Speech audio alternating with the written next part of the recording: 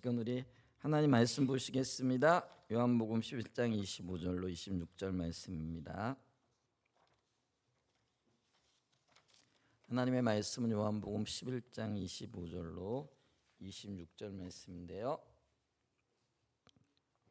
우리 한 목소리로 같이 좀 합독하도록 하겠습니다. 예수께서 이르시되 나는 부활이요 생명이니 나를 믿는 자는 죽어도 살겠고 무릇 살아서 나를 믿는 자는 영원히 죽지 아니하리니 이것을 내가 믿느냐. 아멘. 오늘 이 말씀을 토대로요 부활이요 생명이신 예수 그리스도라는 말씀을 좀 나누기를 이렇게 원합니다. 오늘 이제 굉장히 감사하기도 하고요, 또 함께 이렇게 예배드릴 수 있어서 굉장히 좋고요. 또 교회를 방문해 주신 분들, 또 허건자님 가족들 예수님의 이름을 축하하고 축복합니다. 일전에 우리 그 아드님께서 찾아오셨어요. 이제 어머님 이제 생신을 맞이하기도 하고 팔순이기도 하고, 근데 아직 그 친지분들 중에 주님을 알지 못하는 분들이 좀 계셔서 함께 예배라도 좀 드렸으면 좋겠다 하는 이제 그런 마음을 이렇게 전해 주셨어요. 그래서 제가 그 마음이 얼마나 감사하고 기쁘기도 한지요. 그래서 우리 그렇게 하자고 했어요. 그래서 오실 수 있는 분들은 함께 와서 예배 드리고. 근데 어떤 면에서는 그 교회에 대해서 잘 모르시는 분들이 이렇게 교회에 와서 함께 예배 드린다는 게 참 쉽지 않은 영역이기도 하잖아요. 근데 한번 좀 이제 생각할 수 있는 계기가 되어질 수 있지 않을까 싶은 이제 그런 마음이 들기도 하고요. 그다음에 또 우리 교회 식구들도 우리가 예수 믿는 하나님의 자녀들이지만은 우리가 왜 주님을 믿고 있는지 가장 기본적인 것인지만은 이런 것들을 다시 한번 돌아볼 필요도 있겠다 싶어가지고 오늘 제가 정말 오래간만에 복음 설교를 좀 해볼까 이렇게 합니다. 그 좀 귀를 기울여서 들어주시기 바라고요. 또 한번 이렇게 점검해 보실 수 있는 그런 기회가 되어졌으면 좀 좋겠다 이렇게 싶어요. 교회를 다니시는 분이나 안 다니시는 분이나 그러니까 교회에서 가장 큰 명절, 뭐 명절이라는 표현이 좀 그렇지만은 교회에서는 절기라 그러죠. 가장 큰 절기를 여러분들은 무엇이라고 이렇게 생각을 하세요? 아마 많은 분들이 크리스마스, 성탄절 뭐 이렇게 이야기하시고, 특별히 그 교회를 안 다니시는 분들은 더 그렇게 생각할 거예요. 왜냐하면 바깥으로 드러난 어떤 그 행사라든지 규모 뭐 이런 것들을 봤을 때 또 교회가 요란하게 또 크리스마스 행사를 알리기도 하고, 또 뭐 많은 사람들이 또 상관없이 또 선물도 주고받고 또 그날이 또 어떤 면에서는 이렇게 휴일이기도 하고, 그래서 교회의 가장 큰 절기 혹은 명절을 성탄절로 생각하시는 분들이 많이 있을 것 같아요. 근데 교회 다니시는 분들도 또 이런 세상적인 생각을 갖고 계시지 않을까 싶은데 아니요, 똑바로 아셔야 됩니다. 기독교에서 특별히 교회에서 가장 큰 절기는요 성탄절이 아니고 부활절기입니다. 그리고 부활절이 가장 큰 절기가 되어진다라는 거죠. 그런데 이 부활절 혹은 예수님이 부활하셨다라고 이렇게 이야기할 때에 많은 분들 혹은 또 믿지 않는 분들, 믿는 분들도 그런 생각을 하실 거예요. 이 부활 우리가 믿고 있기는 하지만은 그게 과학적으로 분명한가, 또 확실한가, 그게 우리 이성적으로 그게 이해될 만한 일인가? 근데 과학적으로는 그게 맞지 않지만 혹은 이성적으로는 이해가 되지 않지만은 그냥 우리가 이거를 믿음의 영역에서 받아들여야 돼. 그러니까 교회에서 가리키니까 부활, 그러니까 예수님이 죽으셨다가 살아나셨으니까 우리가 그걸 받아들여야 돼, 믿어야 돼라고 이렇게 믿음의 영역으로 이렇게 치부하기가 참 쉽죠. 또 그렇게 생각하고 계신 분들도 있을 것 같아요. 근데 그런 이유 중에 하나가 뭐냐면 우리의 교육 자체가 특별히 그 14세기 이후에 르네상스 이후로 계몽주의 시대를 맞이하면서 철저하게 그 이성주의 혹은 과학주의라고 일컬어지는 그런 교육을 받아왔다라는 거죠. 그래서 과학주의라고 얘기할 때는요, 어떤 면에서는 반복되어지는 실험 가운데에서 똑같은 결론이 나올 수 있는 어떤 것들만이 그게 과학이다, 그렇기 때문에 그게 진리다라는 이제 그런 교육을 받아왔어요. 근데 이게 명백하게요. 어떤 면에서 보면은요. 또 다른 어떤 믿음의 영역이지 과학이라고 얘기했을 때에 우리가 말하고 있는 과학과는 좀 다를 수도 있다라는 것들을 우리가 기억해야 된다라는 거죠. 그래서 우리는요. 어떤 사실을 받아들일 때에 그 받아들이는 어떤 진리들이 과학적이어야만 하는가? 아니요. 과학으로 설명되어지지 않는 이성적으로 설명되어지지 않는 것들이 굉장히 많다라는 것들도 이해를 하셔야 돼요. 예를 들면 우리가 사람을 이해한다라고 그럴 때 그럼 과학적으로 사람의 성분이 어떤가 그래가지고 해부를 해가지고 실험실에 올려가지고 살은 몇 그램이고 피는 몇 리터고 또 몸에 물은 어느 정도가 있고 뭐 이런다고 해가지고 사람이 이해가 되어지는 건 아니죠. 그럼 사람을 이해한다라는 건 어떤 의미입니까? 그 사람과 교제를 통해 가지고 예를 들면은 내 아내는 이런 성격이 있고 이런 버릇이 있고 또 이런 어떤 장점이 있고 이런 특징이 있어. 이제 그거를 발견해내는 거잖아요. 그걸 아는 거라 얘기를 하는 거죠. 그런데 예를 들면은 사람을 분해해 봤더니 뭐 인이 몇 그램이고 뭐 칼슘이 몇 그램이고 뭐가 몇 그램이고 야 그래서 내가 이 사람을 알았어. 과학적으로 이래. 이렇게 설명되어질 수 있는 게 아니라는 거예요. 그럼 이제 우리 예수님의 부활, 부활이라는 건 죽었다 살아나셨다라는 건데, 그럼 이거를 과학적으로 접근을 해야 되느냐? 아니요. 그럼 어떻게 접근을 해야 되느냐? 이거는 역사적인 사건이기 때문에 역사적으로 증명을 해야 되고 접근을 해야 된다라는 거죠. 예를 들면 그래요.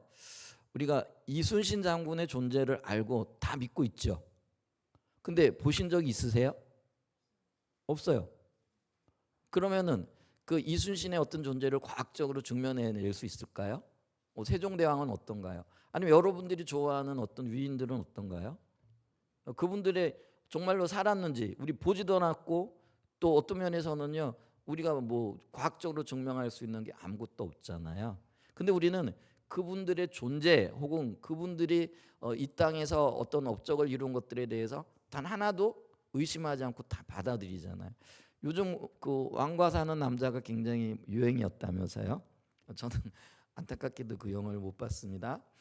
근데 이제 뭐 단종이라는 사람의 어떤 그 실존이 우리 봤어요, 못 봤어요? 못 봤잖아요. 그거를 과학으로 증명할 수 있어요, 없어요? 없어요. 근데 우리는 그분이 살았다는 것과 또 그분이 뭐 삼촌의 어떤 권력에 의해 가지고 목숨을 잃었다든지 뭐 이런 것들을 알 수가 있잖아요. 그게 이제 역사적인 사실이기 때문에 그렇다라는 거죠. 그리고 그걸 믿고 있잖아요. 그럼 믿는다라는 그걸 믿는 거는 뭐에 근거하느냐라는 거죠. 그게 바로 증언에 근거한다라는 거죠. 증언은 말 그대로 전하는 말이잖아요. 근데 전하는 그 말이 이제 기록이 되어졌어요. 예를 들면 왕조실록이라든지 아니면 조선실 뭐 어떤 역사책에 기록이 되어져서 그게 흘러내려온단 말이에요. 그리고 우리는 그걸 보고 이 단종이 혹은 세종대왕이 혹은 이순신 장군이 실존했었구나. 그리고 그분이 예를 들면 이순신 장군 같은 경우는 명랑해전이라는 그 큰 전쟁을 통해 가지고 우리를 위기 가운데서 구했구나 하는 것을 알고 그것을 믿는다라는 거죠. 근데 그 근거가 뭐예요? 역사적인 증언들의 근거에서 믿는다라는 거죠. 왜냐하면 그게 역사적인 사건이기 때문에. 그러니까 예수님의 그 부활도요. 과학적으로 증명하려고 그러면은 그 접근 자체가 틀린 거라는 거예요. 그럼 어떻게 접근을 해야 되느냐? 역사적인 증언으로 접근해야 돼요. 왜냐하면 이게 역사적인 사건이기 때문에 그렇다라는 거죠. 그래서 우리가 예수님이 다시 사셨다라는 것 눈으로 보지도 않고 과학적으로 증명되어질 수 이성적으로 볼 수 있는 어떤 것도 아니에요. 근데 우리는 예수님이 사셨다라는 거를 이 그 역사적인 증언을 통해서 발견할 수 있고 볼 수 있다라는 거죠. 그렇기 때문에 우리는 이 예수님의 부활에 대한 수많은 증언들을 이렇게 볼 수 있는데, 근데 그 증언들이 그럼 과연 신빙성이 있느냐라고 얘기했을 때, 예수님을 십자가에서 못 박히시고 사흘 만에 다시 사신 것을 보았던 많은 사람들이, 심지어는 500명이 한꺼번에 그것을 봤던 증언들이 있고요. 그 증언들에 대한 기록이 있다라는 거죠. 여러분 근데 보세요. 만약에 없던 사실을 증언한다, 보지 못했던 사람들이 그거를 증언했을 때 이게 거짓이었다라고 한다면은요, 많은 사람들이 반론을 제기했을 거예요.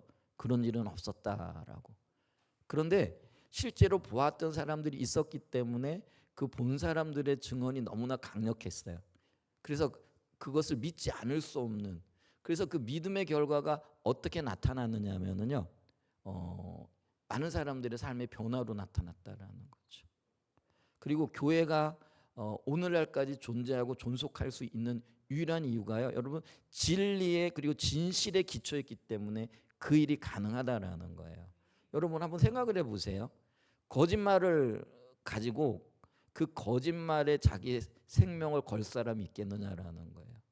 예를 들면 초기에 가장 강력한 예수님의 부활의 증인들이 12제자들이잖아요.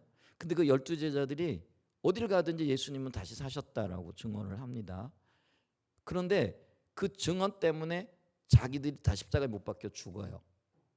근데 만약에 그게 거짓이었어요, 그게 잘못된 거였어요, 그리고 자기들이 지어낸 거였다라고 한다면, 내가 지어낸 이야기 혹은 내가 만들어낸 이야기, 거짓된 이야기 때문에 내 목숨 걸 수 있겠느냐라는 거예요. 여러분은 어떻게 생각하세요? 그게 진실이고 진리고 분명하기 때문에 자기 생명을 거는 거예요. 그래서 그게 힘이 있는 거예요.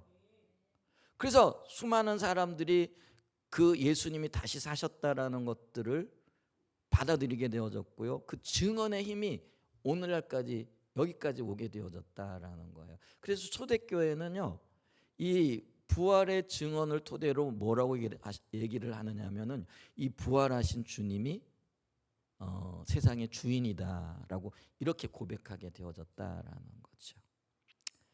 이 부활하신 주님이 세상의 주인이라는, 그리고 세상이 그걸 받아들였다라는 또 다른 증거를 하나 대볼까요? 여러분 우리가 역사를 얘기를 할 때 그 역사를 우리가 영어 단어로 히스토리라 이렇게 얘기를 해요. 근데 요거는 물론 라틴어나 아니면 헬라어에서 이렇게 파생되어진 거예요. 근데 히스토리라는 말이 무슨 말인지 아시죠? 그의 이야기라는 그런 의미예요. 근데 그가 여기서 얘기하는 그가 누구냐면은요, 예수 그리스도를 얘기를 하는 거예요. 그러니까 인류의 모든 역사는요, 하나님의 이야기다, 예수 그리스도의 이야기다. 여기서 하나님, 예수님 얘기하니까 우리는 다 알고 있죠. 하나님께서 육신을 입고 이 땅에 오신 분이 예수님이시잖아요. 그래서 근데 우리는 그걸 하나님의 아들이라 이렇게 표현을 해요. 사람의 아들이 사람인 것처럼 하나님의 아들이 예수님인 거죠. 근데 그분이 하나님이세요. 우리가 그걸 기억해야 돼요. 근데 그분의 이야기가 역사라는 거예요. 우리의 삶 자체가 그분의 이야기라는 거예요. 여러분 그걸 생각해 보신 적 있으세요? 그리고 또 하나요, 역사를 나눌 때 분기점이 있어요. 그게 뭐냐면 예수님이 오시기 전 역사와 오신 이후의 역사가 나뉘어요. 그 얘기는 세상의 주인이 예수님이라는 그런 의미를 담고 있기도 해요. 예수님 오시기 전의 역사를 뭐라고 해요? 비포 크라이스트, BC라 얘기를 하잖아요. 근데 예수님 오시고 난 다음에 그 역사의 방향이 완전히 바뀌어 버리는 거예요. 그리고 그걸 우리가 AD라고 얘기를 하죠. 안노 도미네. 이게 뭐냐면 우리 주님의 시대라 이렇게 얘기를 하는 거예요. 그게 라틴어거든요. 그러니까 우리는요, 나도 모르고 있는 사이에 살고 있는 내 삶이 우리 주님의 시대를 살고 있는 거예요. 근데 우리는 그걸 의식하지 못하고 인식하지 못하고 있을 뿐이지. 근데 여러분 못 느낀다고 모른다고 해가지고 존재하지 않는 건 아니잖아요. 있는 사실이 없어지는 것도 아니잖아요. 그렇지 않나요? 그리고 어떤 때는요, 내 눈에 보이는 것보다 보이지 않는 것들이 훨씬 더 중요하고 훨씬 더 큰 영향력이 있는 것들이 많다라는 거예요. 예를 들면 우리가 공기를 좀 생각해 보자라는 거죠. 눈에 보여요, 안 보여요? 근데 있으면 없으면 살아요, 못 살아요? 못 살아요. 여러분 있잖아요, 이거 없어도 살아요. 눈에 보이는 어떤 거 없어도 살아요. 근데 공기 없으면은 못 살아요. 그러니까 눈에 보이지 않는 진리, 진실이 훨씬 더 중요하다라는 거예요. 그러니까 우리는요, 우리 자신도 모르게 우리 주님의 시대를 살아가고 있는 거예요. 근데 우리는요, 눈에 보이지 않는다고 그걸 억지로 어떤 면에서는 뭐예요? 부정하고 부인하고 이렇게 살아가고 있다라는 것도 우리가 다시 한번 새겨 봐야 된다라는 거죠. 그렇기 때문에 이 초대교회, 그러니까 가장 초창기에 교회가 형성되어질 때부터요, 이 초대교회와 초대교회 성도들은요, 우리는 주님의 시대를 살아갑니다. 그리고 예수님이 우리의 삶의 주인이십니다. 이걸 분명하게 선언하고 그리고 그걸 그대로 믿고 살아갔다라는 것들이죠. 근데 왜 예수님을 주로 인정을 했느냐? 주라는 건 뭐냐면 메스터라는 의미잖아요. 주인이라는 의미예요. 내 삶의 모든 주도권과 또 내 삶의 모든 그 삶에 있어서 전적인 통치권을 행사하시는 분이 바로 예수님이라는 그런 의미이기도 하죠. 왜 그랬느냐면요, 우리의 인생은요, 내가 인정하지 하든 않든 간에 굉장히 큰 두려움 가운데 살아가고 있는데, 그게 뭐냐면요, 죽음이라는 두려움 가지고 살아가요. 이 죽음이 사망이잖아요. 그래서 있잖아요, 우리는 알게 모르게 이 죽음을 두려워하고 죽음에 대한 공포가 있고요, 그 죽음의 어떤 권세 아래 살아가고 있다라는 거예요. 근데 예수님이 죽으셨다가 다시 사셨잖아요. 그 얘기는 뭐냐면은 이 죽음의 권세를 죽이셨다라는 그런 의미예요. 그래서 부활은 다시 살아났어요. 그리고 영원히 죽지 않는다라는 그런 의미가 있는 거예요. 여러분 들어보셨어요? 가끔 갔다가요, 돌아가셨다가 한 이틀 만에 3일 만에 다시 살아나시는 분들이 있어요. 실제로 이거는 일어나는 일들이에요. 제가 아는 분 중에 한 분도요, 실제로 병원에서는 돌아가셨다 이렇게 얘기를 했어요. 그런데 이분의 따님이 미국에 계셨어요. 그러니까 이제 따님이 오셔서 아버지 좀 그 얼굴이라도 좀 보게 하신다고 이제 곧바로 장례를 안 치르고 조금 며칠 지연을 하게 되어졌어요. 근데 이분이 이틀 만인가 살아나셨어요. 이건 굉장히 놀라운 일이죠. 근데 그거 설명할 수 있어요, 없어요? 없어요. 근데 요거를 우리가 임사 체험이라 얘기를 하거든요. 임사라는 건 임시로 죽었다가 다시 살아난 그런 분. 근데 요렇게 살아난 분들이요, 꽤 많아요. 실제로 그런, 여러분, 제가 거짓말하는 게 아니라 여러분들 가셔서 인터넷 쳐보세요. 임사 체험하신 분들 얘기 들어보면 이제 그런 체험을 하시는 분들이 알게 모르게 상당히 여러 분 있고요. 제가 아는 분 중에도 한 분이 있어요. 근데 이제 그분은 그 지금도 생존해 계신데요. 그분이 이제 잠깐 죽었다가 이틀 동안인가 이렇게 죽어 계시던 그때 뭐 천국에 다녀오셨다 그 얘기를 이렇게 하시더라고요. 근데 그분이 그 입을 다무시더라고요. 뭐 그 얘기는 이제 더 안 하시더라고요. 왜냐하면은 그게 말한다고 해가지고 뭐 될 것도 아니고 말한다고 해서 믿을 것도 아니고요. 그러니까 우리가 고집이 있기 때문에 사실 그런 얘기 들려줘도요, 신기하다라고 얘기하지 생각은 하지만은 그걸 별로 믿지는 않아요. 근데 제가 지금 하고 싶은 얘기는 뭐냐면, 그렇게 살아나셔가지고요, 한동안 다시 살기도 하세요. 그런데 그분은 어떻게 될까요? 다시 돌아가실 거예요. 다시 죽을 거예요. 근데 예수님은 어떻게 하셨다고요? 3일 만에 다시 살아났는데 그분은 영원히 죽지 아니하시고, 그래서 죽음을 정복하셨다라는 거예요. 그래서 우리에게 생명의 첫 열매가 되시고, 우리로 하여금 그분을 믿을 때에 생명을 누리게 될 거라 이렇게 얘기를 하셨다라는 거예요. 그래서 우리로 하여금 사망의 권세에서 생명의 영광으로 인도하셨다. 그래서 우리로 하여금 이 사망을 주인으로, 그래서 사망의 권세에 눌려 가지고요 허덕이고 있던 우리를 생명으로 인도하셨어요. 그래서 예수님이 우리의 인생의 주인이고 삶의 모든 통치권자이시고 우리의 인도자가 되신다. 그래서 이 예수님을 주로 고백했다라는 거죠. 놀라운 일이잖아요. 그리고 그 주님이 초대교회 성도들의 주일 뿐만 아니라 오늘날 저와 여러분들의 온전한 통치자요 주권자가 되어지신다라는 것들을 우리가 기억해야 된다라는 거죠. 그래서 오늘날도 우리가요 예수님을 부를 때 뭐라고 불러요? 주님이라고 부르잖아요. 그러니까 초대교회 성도들이 불렀던 똑같은 의미로 예수님을 주님으로 부르고 있다라는 것이죠. 그래서 이 주라는 의미 속에는 구세주 혹은 나의 창조주, 나의 생명주라는 이제 그런 의미가 담겨져 있다라는 그런 의미죠. 자, 그래서 우리가 역사적인 사실로서 예수님께서 부활하셨는데 그게 수많은 증언과 증거들 혹은 기록들로 우리에게 전달되어지고 있다. 그래서 우리는 이 예수님의 부활을 과학적이고 뭐 이론적이고 이성적으로 뭐 이게 맞냐 안 맞냐 어떻게 사람이 죽었다가 다시 사느냐 안 사느냐 이 논의 자체가 무의미하다라는 거예요. 역사적인 증언으로서 기록으로 우리에게 남겨졌고 그 기록 그리고 그것을 봤던 수많은 사람들의 삶의 변화와 그들의 확고한 어떤 그 헌신과 죽음까지 불사르는 그 놀라운 일들을 보게 되어졌을 때 이거는 우리가 믿음으로 맞구나. 그래서 우리가 역사적인 어떤 사실들을 우리가 그냥 받아들이고 믿잖아요. 그 영역의 일이라는 것들이죠. 자, 그렇기 때문에 이 예수님의 부활은요. 그리고 이 부활의 의미는 죄로 인한 사망 권세를 이기시고 새 생명을 얻으셨고 이것을 믿는 자들에게 그 생명을 나눠 주셨다라는 그 의미죠.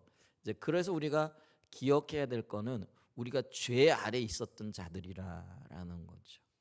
그럼 이 죄가 뭐냐라고 얘기했을 때 제가요 가끔 이제 어른들하고 이렇게 물어봅니다. 여쭤봐요. 어르신 죄가 있으시죠? 죄인인 거 인정하세요? 그러면 그렇지. 세상에 죄 없는 사람이 어디 있어? 내가 살아온 세월만큼 죄가 많아. 이렇게 얘기를 하더라고요. 대부분이 죄가 있으시냐고 물어보면 죄가 있다라고 이렇게 고개를 끄덕끄덕 하시고 인정을 하고 계시다라는 거예요. 근데 그분들이 이해하는 죄와 성경이 말하고 있는 죄는 조금 달라요. 이제 그분들이 말할 때 우리가 생각하는 죄는 어떤 죄예요? 윤리적이고 도덕적이고 어떤 면에서는 쉽게 얘기하면 법을 어긴 죄라든지 아니면 또 양심을 조금 이렇게 거슬린 거라든지 또 사람들에게 조금 잘못한 거라든지 뭐 이런 것들을 얘기를 하는 거죠. 그러면서 한편으로는요, 나는 법 없이도 살아. 내가 죄가 어디 있어? 뭐 이렇게 말하는 분들도 계세요. 근데 그런 분들도 그 죄의 기준이 뭐예요? 난 나쁜 남을 해코지 하는 일을 하지 않았다라는 거죠. 잘 살았다라는 거, 정직하게 살았다라는 거예요. 그런데 여러분 보세요. 그런 의미에서 보면은요, 어떤 의미에서는 뭐 죄가 있고 없고, 혹은 어떤 면에서는 죄가 있고 없고가 아니라 누가 더 많이 죄를 지었느냐, 누가 덜 죄를 지었느냐, 이제 이 문제가 되어질 수 있다라는 거죠. 근데 성경에서 말하는 죄는요, 그게 아니라라는 거예요. 뭐냐면은요, 성경에서 말하는 죄는요, 창조주를 기억했느냐 못했느냐, 이게 죄의 기준이 된다라는 거죠. 창조주가 누구세요? 하나님이시고, 그럼 창조라는 건 하나님이 모든 것들을 창조하셨다라는 거예요. 요거요 간단하게 생각하면 돼요. 이 세상의 모든 물건이 만들지 않고 그냥 생겨난 게 있었을까요? 한번 예를 들어볼게요. 이 마이크 그냥 생겨났을까요? 요 강대상 그냥 생겨났나요? 아니면 요 키보드 그냥 생겨났나요? 아니면 물어보죠. 여러분들은 그냥 생겨났나요? 아니요. 단 하나도 그냥 생겨난 게 없어요. 그럼 뭐예요? 누군가가 만든 사람이 있다라는 거예요. 그러니까 나는 저희 엄마 아빠가 만들었고요. 저희 엄마 아빠는 또 할아버지 할머니가 만드셨어요. 근데 그게 올라가다 보면 어디까지 간다라는 거예요? 하나님께까지 간다라는 거예요. 아멘. 근데 여러분 성경 뭐라고 얘기냐면요. 모든 만들어진 물건은요. 만든 존재 그러니까 주인이라고 하잖아요. 기억해야 된다라는 거예요. 그리고 그 주인의 권위와 권세 아래 순복해야 된다라는 순종해야 된다라는 거예요. 근데 인간이요. 요 질서를 깨버렸어요. 그래가지고 나를 만드신 하나님 그게 창조주 하나님이신데 내가 내 마음대로 살아보겠다고, 내가 하고 싶은 대로 좀 해보겠다고 주인을 떠나버린 거예요. 주인을 기억하지 않은 거예요. 주인의 권위를 훼손한 거라는 거예요. 여러분 보세요. 내가 회사 사장인데 그러면 내가 부리는, 표현이 좀 그렇지만 내가 고용한 사람은 내 질서와 내 권위 안에 들어와야 돼요, 안 들어와야 돼요? 만약에 권위 안에 들어오지 않거나 질서를 어겼거나 자기 마음대로, 그러니까 예를 들면 그거예요. 사장의 허락 없이 사장의 돈을, 회사 돈을 그냥 마음대로 갖다 썼다. 그러면 사장의 권위를 벗어난 거잖아요. 그럼 이 사람 벌 받아야 돼요, 안 벌 받아야 돼요? 벌 받아야 되는 거예요. 똑같은 원리예요. 하나님이 우리를 창조하셨어요. 그분이 우리 주인이세요. 근데 내가요, 주인의 허락 없이 내 마음대로 사는 거예요. 주인의 허락 없이 주인의 것을 흥청망청 갖다 써버리는 거예요. 근데 이게 죄라는 거예요. 그러니까 주인의 권위를 인정하지도 않고 권세를 인정하지도 않고 또 주인의 허락도 안 받고, 이게 주인을 떠나버린 것, 이게 죄라는 거예요. 그래서 창조주를 기억하지 않는 것, 창조주를 의식하지 않고 살아간 것. 그래서 내 인생 내 거고 내 마음이야. 그러니까 내 마음대로 살면 좀 어때? 그거 즐기면서 사는 거지. 뭐 인생 뭐 별거 있나? 이게 오늘날 세상의 삶의 자세고 태도잖아요. 여러분들은 어떠세요? 내가 예수 믿는 사람이라 얘기를 하면서도 여전히 내가 내 마음대로 하고 싶은 대로, 내가 원하는 대로, 내 마음에 안 들면 언제든지 뒤집어 버리고 뭐 이렇게 살고 있지는 않나요? 여러분, 그게 죄라는 거예요. 그러니까 오늘날이요, 좀 표현이 좀 그런데요, 교회 안에 죄인들이 아직 이 문제가 해결되어지지 않은 죄인들이 너무 많다라는 거예요. 그러니까 주권이 드려지지 않고요, 하나님과의 관계가 회복되어지지 않은 그런 죄인들이 참 많이 있다라는 거예요. 그래서 우리가 이 성경이 말하고 있는 죄가 뭔가를 분명히 인식해야 된다라는 거예요. 근데 이 죄가 심각한 게 뭐냐면요, 여러분 따라서 해보십니다. 죄의 싹은 사망이요. 싹이 값이라는 거예요. 그 죄의 싹 혹은 결과가 뭐라고요? 죽음이라는 거예요. 그래서 오늘날 우리에게 죽음이 온 거예요. 그리고 우리는요, 모두 다 죽어요. 왜? 이 죄를 지은 자들이기 때문에 죄의 결과를 책임져야 되고 죄값을 치러야 된다라는 거예요. 그래서 영원히 멸망할 수밖에 없는 자들이었거든요.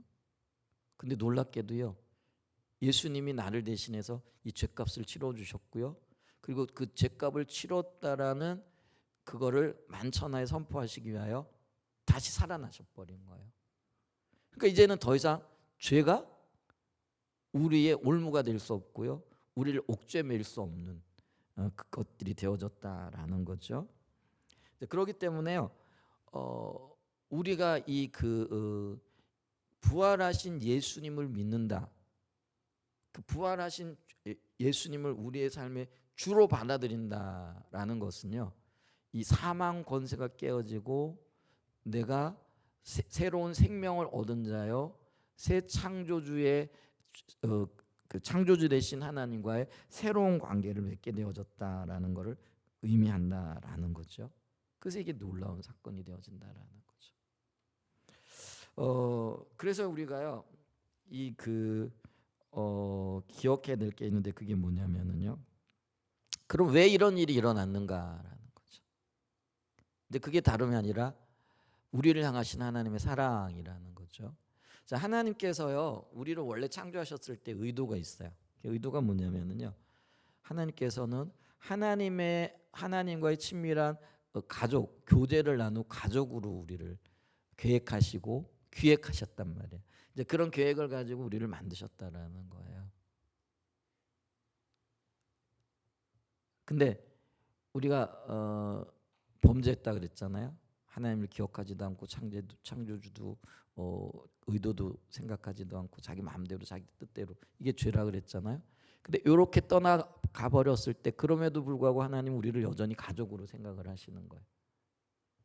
그러니까 가족 그러면은 우리가 굉장히 애틋하시죠. 우리 허곤사님 큰아드님 어머님 생각하면 굉장히 애틋하시죠. 그리고 또 말할 수 없는 이제 뭐 그런 감정들을 느끼실 텐데, 이게 그렇잖아요. 그게 가족에 대한 마음이잖아요. 근데 하나님께서도요, 이 가족에 대한 마음, 그걸 우리가 사랑이라 표현을 하는 거죠. 그래서 이 가족에 대한 애틋함이 있는데 내 가족인 이 사람들이 지금 어떻게 한 거예요? 죄의 결과로 영원히 죽어갈 수밖에 없는 그런 자리에 있는 거예요. 그래서 예수님이 하나님께서 어떻게 할까 고민하시다가 그럼 이게 죄를 용서해 줘야 되겠네. 근데 죄는 값을 치러야 되잖아요. 근데 그 값이 뭐라고요? 아까 사망이라고 그랬잖아요. 죽음이란 말이에요. 그래서 보통 사람의 죽음 가지고는 안 돼. 그럼 누구의 죽음일까? 자기 자신의 죽음이. 그게 하나님의 죽음이에요. 그래서 아까 제가 말씀드렸잖아요. 하나님이 육신의 몸을 입고 이 땅에 오신 분이 예수님이라고 그랬잖아요. 그러니까 하나님과 예수님이 같은 분이세요. 근데 그 예수님이 육신을 가지고 가지셨으니까 이제 우리를 위해서 죽어 주실 수 있잖아요. 근데 하나님 입장에서는 이 자기를 죽이는 것, 아들을 죽이는 것, 이게 결코 쉬운 일은 아니었겠죠. 근데 이 아들을 죽이실 수밖에 없었던 게 하나님이 우리를 향한 큰 사랑 때문이었다라는 거죠. 그래서 요한복음 3장 16절에 보면 이렇게 얘기를 하고 있어요. 하나님이 세상을 이처럼 사랑하사, 여기서 세상은 누굴 얘기를 하느냐면 온 인류를 얘기를 하는 거예요. 저와 여러분을 얘기를 하는 거예요. 가족된 저와 여러분, 하나님의 가족된 사람들을 얘기를 하는 거예요. 그래서 이 세상을 이처럼 독생자, 그러니까 하나님의 아들이신 하나님 자신을 내어놓기까지 사랑하셨다라는 그 가족에 대한 사랑이 그만큼 애틋한 거예요. 모르겠어요. 자식이 부모 사랑하기 하는 거는 조금 이렇게 좀 뭐랄까요? 제가 제 부모님을 생각하는 거 보면은 이게 좀 수준에 미달되는 것 같아. 근데 부모가 자식 생각하는 거는 우리하고 또 비교할 수 없을 것 같아, 그죠? 그러니까 이제 그 사랑이라는 게 내리사랑이라 얘기를 하잖아요. 그러니까 아버지 하나님이 자녀된 우리를 사랑하는 그 사랑으로 이게 이처럼이라는 거예요. 그래서 자기 자신을, 그래서 우리가 독생자 그러니까요. 우리는 외아들 이게 아니고요. 하나밖에 없는 생명이라 그런 의미로 이해하시면 좋겠어요. 하나밖에 없는 생명이에요. 근데 그 생명을 내어놓으셨다라는 거죠. 이제 그래서 이 내어놓은 하나밖에 없는 생명을 내어놓고 그래서 이 하나님의 사랑을 믿는 자마다 그를 믿는 자마다 멸망하지 않고 영생을 얻게 하려 하심이라. 그래서 이걸 믿고 받아들이는 자들에게 영원한 생명을 주기를 원하셨다라는 거예요. 그래서 우리에게 마태복음 11장 28절에 보면 수고하고 무거운 짐진 자들아 다 내게로 오라 내가 너희를 쉬게 하리라. 그러니까 죄값 치르느라고요. 우리가 참 고생을 많이 해요. 이 땅에서 먹고 사는 거 얼마나 힘들고 고통스러워요. 물론 예수 믿는 사람들은요, 우리의 수고와 모든 노력들이 이제 주님 나라를 세워가는 것과 관련되어지지만은, 근데 예수 안 믿는 사람들, 생명을 못 얻는 사람들은요, 사실은 그들이 이루는 모든 것들이 어디로 달려가고 있는 거예요? 멸망으로 달려가고 있는 거거든요. 그죠? 그러니까 이게 얼마나 이 수고와 고통과 이 땅에 흘리는 모든 땀들이 의미가 없는 것들이 되어지잖아요. 근데 이 모든 것들을 주님이 감싸 안으시고 내가 너로 참 안식 줄게, 참 평강 줄게, 참 생명 얻게 할게. 이게 하나님의 계획이었고 하나님의 마음이었다라는 거죠. 그럼 이제 우리는 어떻게 해야 될까요? 죄인 된 우리, 죄인 되었었던 우리들 어떻게 해야 될까요? 우리는 이제는요 돌이켜야 된다라는 거죠. 어디로 돌이켜야 돼요? 그러니까 주님을 배제하고 살았던 삶에서, 주인 대신 창조주 대신 하나님을 떠나 있었던 삶에서 돌이켜야 된다라는 거죠. 그걸 다른 말로 회개라 이렇게 표현한다라는 거죠. 그래서 베드로후서 3장 9절에 보면은요, 주의 약속은 어떤 이들이 더디다고 생각하는 것 같이 더딘 것이 아니니라. 오직 주께서는 너희를 대하여 오래 참으사 아무도 멸망하지 아니하고 다 회개하기에 이르기를 원하노라. 이게 아버지의 마음이라는 거예요. 회개하기를 원한다. 그 보면은요, 아무도 멸망하지 않고, 그러니까 모든 사람들이 다 회개하기를 원한다라는. 그래서 예수님이 이 땅에 오실 때도요, 가장 먼저 하신 말씀이 뭐냐면은요, 마태복음 3장 2절에 보면은 회개하라, 천국이 가까이 왔느니라, 이렇게 말씀하셨어요. 하나님 나라가 우리 가운데, 예수님이 하나님이 이 땅에 오셨으니까 하나님 나라가 오신 거잖아요. 그렇기 때문에 가장 먼저 해야 될 일이 우리가 회개하는 거예요. 근데 회개하지 않게 되어지면 어떻게 되느냐라면요, 누가복음 13장 5절에 보면은, 누가복음 13장 5절에 너희에게 이르노니 아니라 너희도 만일 회개하지 아니하면 다 이와 같이 망하리라. 물론 이 말은요, 앞뒤 저는 문맥을 좀 살펴봐야 되겠지만은, 근데 굳이 그것까지 살펴볼 수 없이 오늘 우리의 주제와 관련되어져서요, 회개하지 않게 되어지면은요 망하게끔 되어 있다. 이 망한다라는 게 뭐예요? 영원한 멸망인 걸 얘기하는 거예요. 그러니까 사망 권세에 눌려서 생명을 얻지 못하는 그런 상태가 되어진다라는 거예요. 그래서 우리가 회개해야 됩니다. 근데 이 회개라는 거는요, 다른 말로 얘기하면은 돌이키는 거라 얘기를 했잖아요. 그랬을 때 내가 하나님을 떠난 죄로 인해 가책을 받고 또 그걸 굉장히 후회하고 그 죄로부터 돌아서는 것을 말한다라는 거죠. 이제 이게 회개라는 거죠. 근데 우리는요, 이 회개와 더불어 동시에 하나 더 해야 될 게 있어요. 그게 뭐냐면은요, 믿는 거예요. 왜냐하면 이 회개만 가지고는 충분하지 않다라는 거예요. 돌아섰다라고 해가지고 그 문제가 해결되어진 게 아니고요. 내가 어디로 돌이켰는가가 분명해야 된다라는 거죠. 그걸 이제 복음에 대한 믿음이라 이렇게 얘기해요. 내가 복음으로 돌이켰어요. 그걸 이제 우리가 믿음이라 이렇게 얘기를 하는데요. 자 보면은요, 아까 회개만 가지고는 안 된다라고 얘기했잖아요. 왜냐하면 창조주 하나님께서 우리 죄와 또 사망에, 우리의 죄로 인한 사망에서 건지시기 위한 하나님의 대책을 세워놓으셨는데, 이 대책이 복음이라는 거예요. 이 복음을 받아들여야만이 회개가 완성되어지고 우리가 구원받는 하나님의 백성으로 설 수 있다라는 거죠.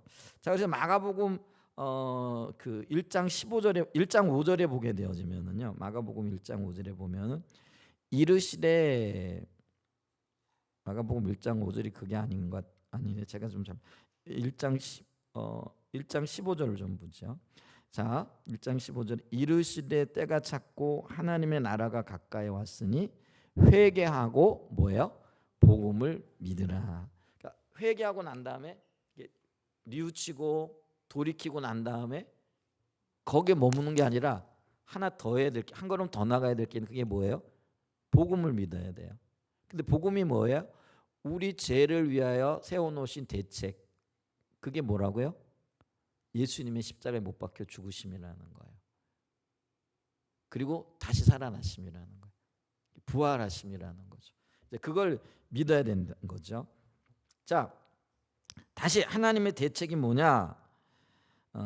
우리가 이게 복음인데, 이 복음을 복된 소식이라 이렇게 얘기를 하죠. 이게 원래 유앙겔리온이라는 이런 단어인데요. 하나님께서 우리의 죄를 사하시기 위해 보내신 하나님의 대책이 복음인데, 그러면은 이 구체적인 내용이 뭐냐?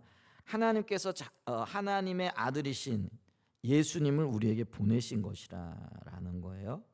이제 그래서 우리에게 이 예수님이 구원자 되게 하셨다라는 거죠. 그래서 마태복음 16장 16절에 보면은요, 주는 그리스도시요 하나님의 아들이시니라. 그래서 하나님의 아들이신 예수님이 우리의 그리스도가 되신대요. 이 그리스도라는 말이 어떤 의미냐면은요, 메시아 혹은 구원자라는 그런 의미가 있다라는 거예요.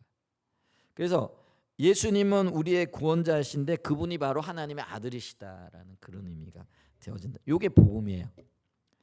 그래서 우리의 구원자 되시는 이 예수님을 하나님께서는 십자가에 죽이시죠. 그리고 우리를 대신해서 사망값을, 죄값을 치르게 하셨다라는 거예요. 자, 그래서 그거를 로마서 5장 10절에는 이렇게 얘기를 해요. 곧 우리가 원수 되어졌을 때, 하나님을 떠나서 하나님과 원수되어져 있던 그때에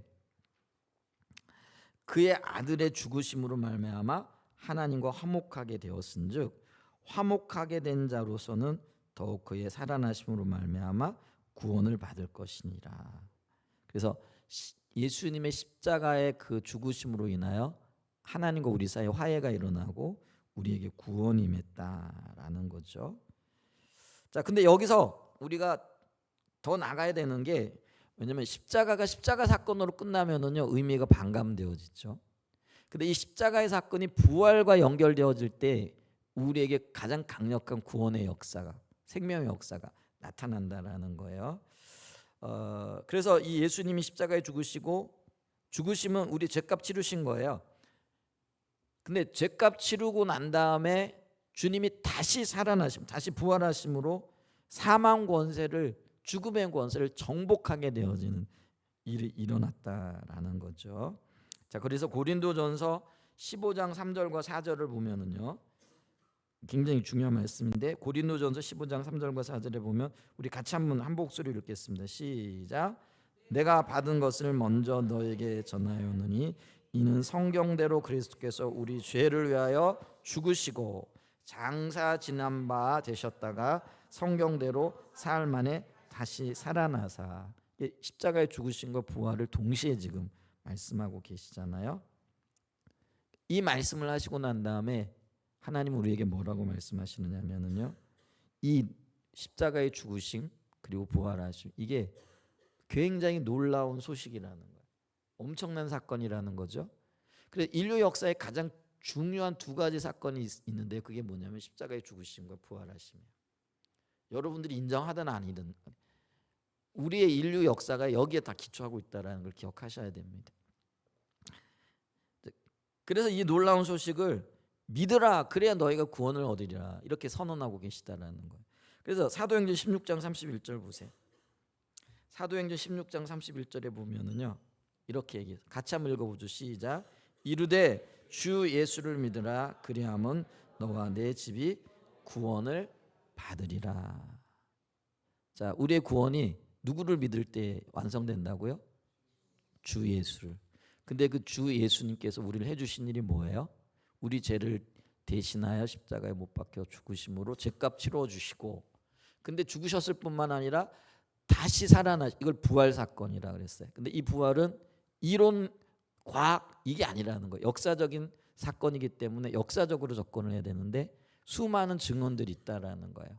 그걸 우리가 믿을 때에 내가 구원을 받게 되어지는 거예요. 여러분은 내 죄 때문에 예수님이 십자가에 못 박혀 죽으신 것, 그 전에 내가 죄인인 것 인정하시나요? 그 죄가 뭐예요? 하나님 없이 살아왔던 삶인 거죠.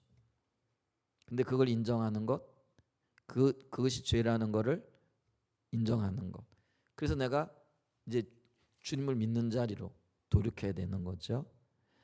그 예수님께서 내 죄를 대신하여 십자가에 못 박혀 죽으셨을 뿐만 아니라 다시 부활하심으로 사망 권세를 깨뜨리시고 우리에게 영원한 생명을 주셨습니다. 그래서 우리는 산 자예요. 그래서 우리는 죽어도 죽은 자가 아니라요, 우리 주님이 다시 사심으로 본을 보이셨고요, 그리고 다시 내가 산 것처럼 너희도 살게 될 거라라고 선언하셔서 우리는 더 이상 죽음을 두려워하지 않습니다. 그래서 초대교회 성도들을 보면은요 수많은 박해들이 있었잖아요. 나는 못 믿겠다, 어떻게 죽은 자를 산 자라고 하느냐, 나는 봤다, 그렇기 때문에 나는 죽어도 그걸 믿는다, 이러면서 죽어갔던 수많은 초대교회 성도들이 있잖아요. 근데 그들이 죽음을 두려워하지 않는 이유가 뭐예요? 부활의 소망이 있다라는 거. 나는 다시 살 자야. 근데 저와 여러분들도 마찬가지입니다. 근데 여러분 기억하십시오. 영원히 소망 가운데 살 것인가, 아니면은 이걸 모르고 영원한 어둠 가운데 살 것인가, 이거를 선택해야 돼요. 그걸 내가 예수님을 내가 받아들일 것인가, 받아들이지 않을 것인가, 이게 나중에 결판이 나게끔 되어져 있다는 거예요. 여러분, 우리가 오늘 본문 말씀을 좀 기억해 봐야 돼요. 요한복음 11장 25절과 26절에 보면은 예수께서 이르시되 나는, 같이 읽습니다. 부활이요 생명이니 나를 믿는 자는 죽어도 살겠고 무릇 살아서 나를 믿는 자는 영원히 죽지 아니하리니 이것을 내가 믿느냐. 아멘. 여러분 우리가 왜 예수를 믿어야 되는지 다시 한번 좀 새겨볼 수 있기를 바라고요. 교회는 다녔는데 이게 분명하지 않으신 분들도 다시 한번 십자가와 부활을 깊이 생각하시면서 주님 앞에서 영원한 생명을 누릴 자로 이렇게 굳건하게 세워질 수 있는 은혜가 있기를 축복합니다. 아멘. 우리 134장 찬양하고요. 잠깐 기도하고 예배 마치겠습니다. 6집 134장입니다.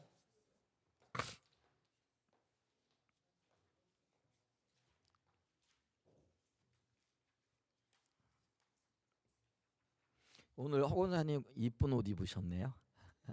아드님이 사주셨나? 며느님이? 그렇군요.